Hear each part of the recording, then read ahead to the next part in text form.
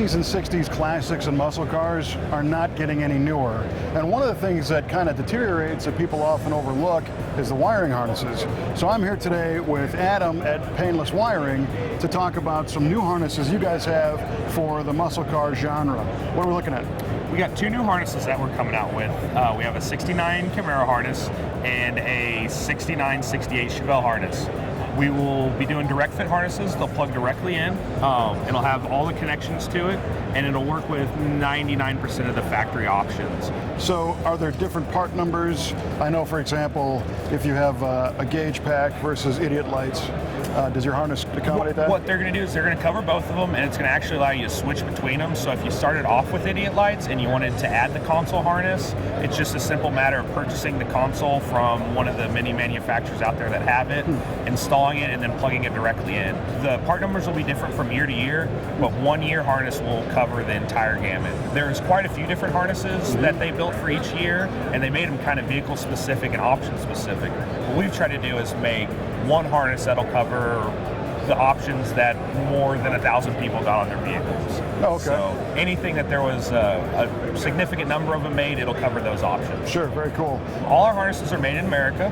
All our wires also made in America. We do it in Fort Worth, Texas.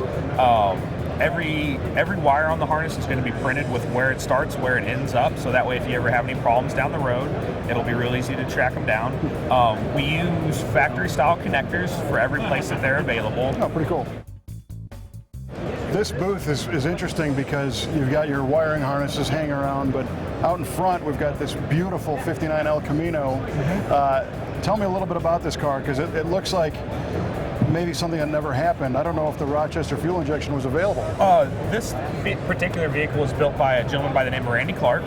And from talking to him, he said the idea of it was if you go to a car show in 1958 and you were to see a pre-production El Camino, maybe like a sports version where the Corvette guys got a hold of the El Camino guys, came up with maybe an SS style El Camino, that was the goal of this. So it has the 4-speed in it, it's got the 327 with the Rochester fuel injection, they did kind of a deluxe style white interior on it, they had the tonneau cover with the linear actuator to open it up.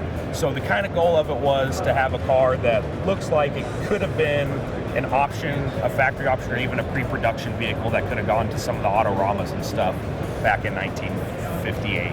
It's very cool because it looks like it's mostly done with GM parts, original style stuff. Yeah. That was the goal with the vehicle, to make it look like something that could have came from the factory but never happened. Yeah, I love it. I mean, if I was going to build one of these, this is exactly down to the color what I would do. So absolutely. Yeah. Well, absolutely. Very cool to see you brought it out. Thanks for cluing us in on the new harnesses. That's really smart to make one harness cover all those other options, and installers will appreciate that. Absolutely. Thanks, buddy. Thank you. Yep. Thanks for coming out.